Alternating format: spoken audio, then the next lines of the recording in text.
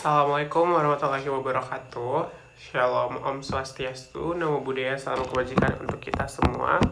Perkenalkan, nama saya Aldi Christian Tarigan. Saya berasal dari Fakultas Hukum Universitas Bangka Belitung. Saat ini sedang menempuh semester 5 dan ini merupakan tugas hukum diplomatik saya bersama pengampu, yaitu Pak Sintong Aryon Hutapea. Di sini saya akan berbicara tentang seputar prinsip-prinsip diplomatik dan kita akan mengupas beberapa hal dari prinsip tersebut sehingga kita bisa paham sebenarnya prinsip-prinsip ini gunanya seperti apa sih. Sebelum kita bahas tentang prinsip-prinsip diplomatik, kita harus lebih paham terlebih dahulu apa sih sebenarnya diplomatik.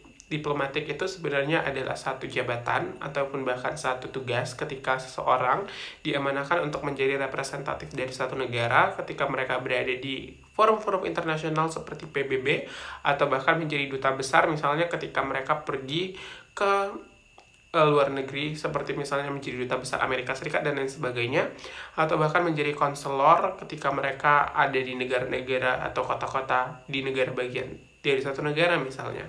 Oke, di sini kita dapat melihat jelas bahwa berarti penting banget nih teman-teman prinsip-prinsip diplomatik yang harus diterapkan kepada diplomat-diplomat kita. Sebenarnya dari mana sih prinsip diplomatik ini lahir? Nah, teman-teman harus pahami terlebih dahulu prinsip diplomatik ini lahir itu ya benar sekali dari Konvensi Wina tahun 1961 yang mengatur tentang bagaimana hukum diplomatik itu berjalan. Sebenarnya ini sudah diatur dengan beberapa hal teman-teman. Namun saya akan membahas tentang 7 prinsip dari hukum diplomatik itu sendiri.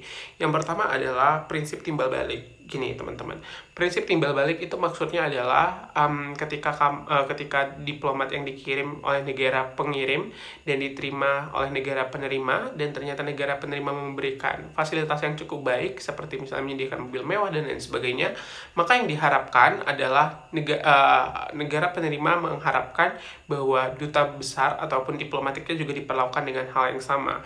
Ini yang maksudnya adalah prinsip timbal balik teman-teman. Ketika kamu memberikan sesuatu maka harus ada timbal balik juga, seperti itu yang diharapkan oleh negara penerima dan negara pengirim. Begitu juga dalam penerimaan atau tidak diterimanya satu diplomat. Misalnya Indonesia telah menerima diplomat dari ataupun duta besar dari negara A, maka negara A seharusnya secara moral harus menerima duta besar yang dikirim oleh negara Indonesia pada akhirnya. Nah, itu prinsip timbal balik teman-teman. Namun yang kedua adalah prinsip imunitas diplomatik, di mana prinsip imunitas ini berarti adalah diplomat itu kebal hukum. Sebenarnya ini banyak banget objek kajiannya teman-teman, di mana diplomat itu tidak bisa dihukum secara pidana, perdata, atau bahkan tata usaha negara atau secara administratif teman-teman. Nah, maksud dari prinsip ini adalah supaya para diplomat-diplomat kita bisa bergerak ataupun melaksanakan tugasnya dengan leluasa tanpa halangan atau hambatan sama sekali teman-teman.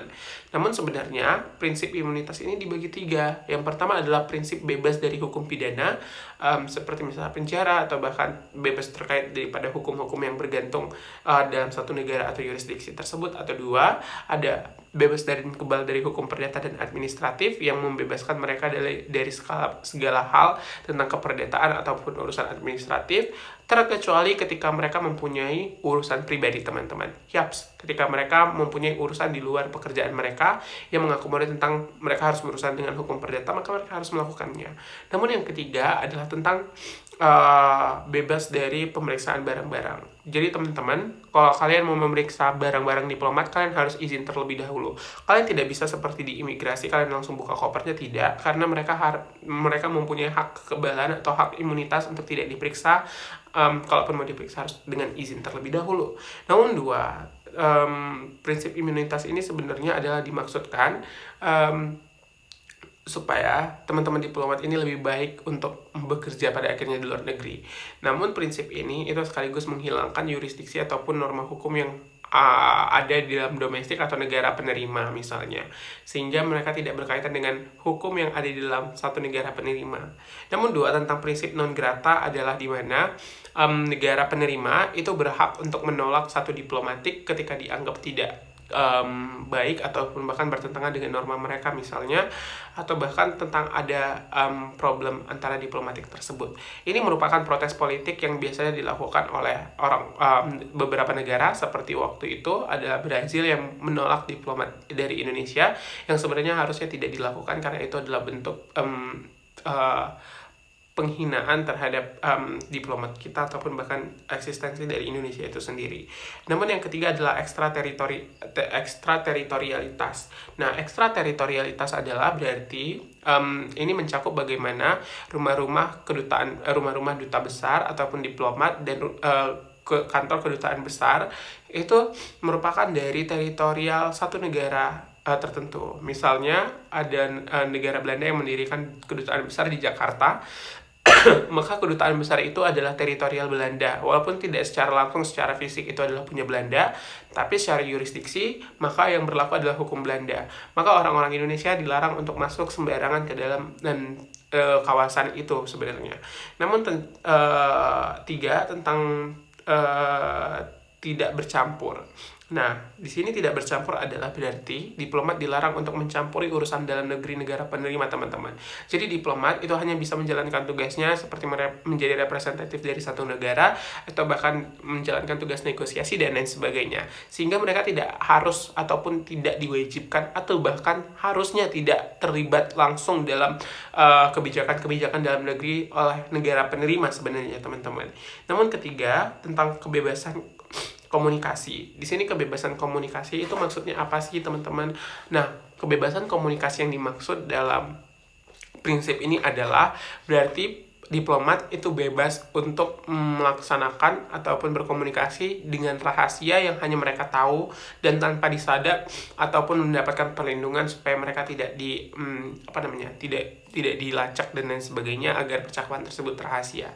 Ini hak yang diakomodir oleh prinsip-prinsip seperti ini, teman-teman. Namun yang terakhir adalah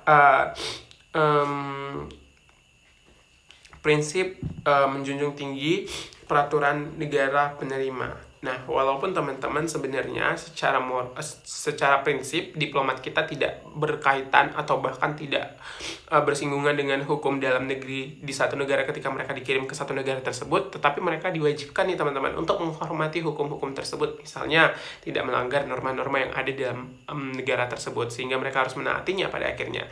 Namun sebenarnya, teman-teman, 7 prinsip ini itu membantu untuk teman-teman diplomat kita supaya bisa bekerja dengan lebih baik yang tercantum pada Konvensi Wina tahun 1961. Maka sekian dari saya tentang bagaimana prinsip-prinsip hukum diplomatik itu berjalan supaya kita bisa paham sebenarnya apa sih esensi dari diplomat dan prinsipnya seperti apa yang mengatur hak dan kewajiban mereka untuk bekerja sebagai diplomat. Salam sehat.